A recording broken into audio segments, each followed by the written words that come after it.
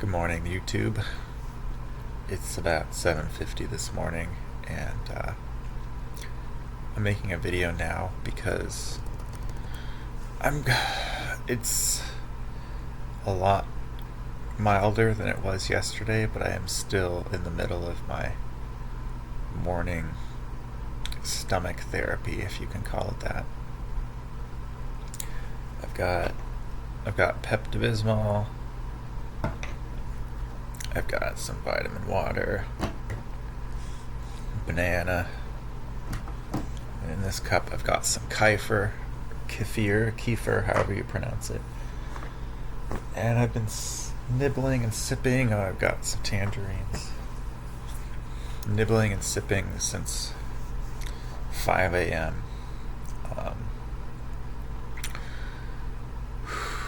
And I took one of my medications is Seroquel, and yesterday I found that if I just take the Seroquel without my other medications, it doesn't make me feel like I'm going to throw up, and it calms me down and it helps me eat. So that's what I did today, and it did calm me down a little bit, but I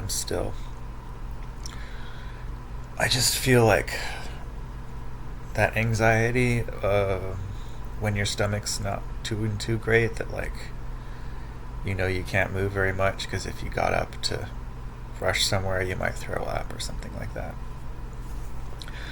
And so my cat Doug is a very good boy, very respectful. He checks on me in the morning, and if I'm sleeping he walks away, up to a point, of course. And he saw me move enough that he stopped leaving me alone. And when I'm in this state of trying not to let my stomach get too bad,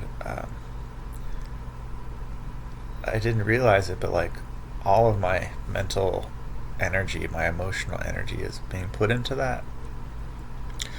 And so I do sometimes have meltdowns when my cat is trying to get something from me. Usually I give him his food, and he still wants me to let him go out, which we live in an apartment building, so that means that if any of the neighbors go into the hallway, they might see him, and that's fine.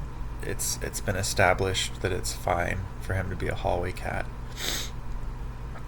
but I usually don't like to do it very early. But when I'm like this, where I'm like, I just really need to be able to recover, I just let him go. He just sits out there and just looks around. He doesn't make a lot of noise or ruin anything. But yeah, I wish that I was still sleeping. I wish that I could just sleep until I wasn't tired anymore. But instead I wake up with pain, and if I try to go back to sleep it gets worse. And then while I'm nursing it, I'm so tired that I fall asleep in between the bouts of pain. But it's not very restful sleep because you are constantly being reawakened. So I had an endoscopy done a few years ago where they stuck a tube down there, and they said I have functional dyspepsia, which means that everything is or should be functional because it looks fine, but I have symptoms of dyspepsia. And they said they saw reactive changes, which could have been caused by my medication, but I don't think so, because at that time I had only been on my meds for a couple years, but I had been having heartburn, waking up with heartburn since I was in elementary school. So as a kid, I used to worry that I would die from esophageal cancer or something. I just assumed my dad told me I probably had a hiatal hernia or something, but that's not what they saw. and acid reducers like omeprazole and stuff, they don't change this.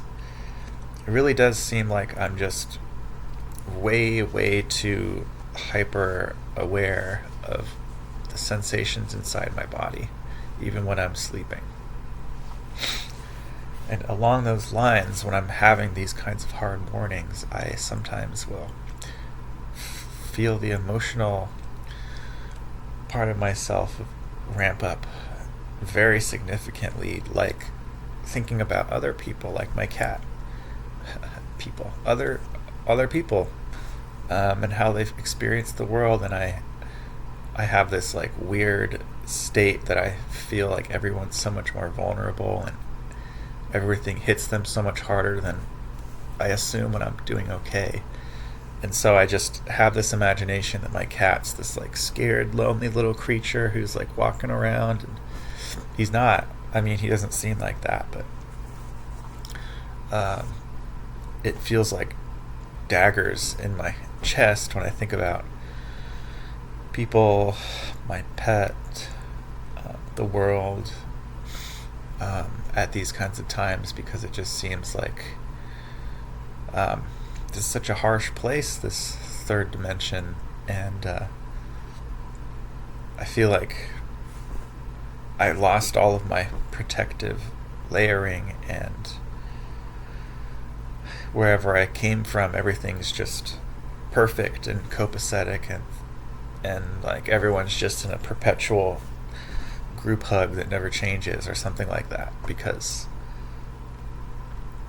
just the simple basic facts of this world sometimes are very terrifying, not just mentally but like in my body. It terrifies me to think about how every single day until my body dies I have to meet the demands of the life that comes to me. So sometimes that's busy, sometimes it's more busy than I can handle, sometimes I get sick because I'm not taking care of myself well enough, and that stuff's overwhelming. And I just wish that my mind could just cut loose and go back to that infinite group hug and just space out for an eternity. So I'll end on that note, because that's a pretty major part of my personality that it's like almost the major part of my personality that I think about how to work with all the time. I'll say one more thing. I saw that movie Disclosure Day, a few days ago, and I won't give any spoilers, but I've really enjoyed myself, and I'm going to see it again when my partner returns so we can see it together. And that kind of fed that part of me that just wants everything to be copacetic and no more strife and no more separation. Like, it's not giving anything away to say that that movie allowed me to enjoy that sort of fantasy a little bit for myself, which is almost frustrating because I get that way when I listen to almost any spiritual speakers on YouTube or wherever. Is this feeling that the kind of life that I want is actually the thing that we all want, even if we don't realize it, and it's where we're headed. Even though what we see looks so clunky and complicated and full of danger and like death and decay and separateness, that's like not really the full story, and that's just that's how we relate to it right now. That's what we understand about it right now. But that's not all that there is. And this desire for unity inside of us is, part of our nature that is going to expand, and it's part of our evolutionary birthright or something. I hope those things are true. So with that, I hope you're having a great day. I love you, and I'll see you next time.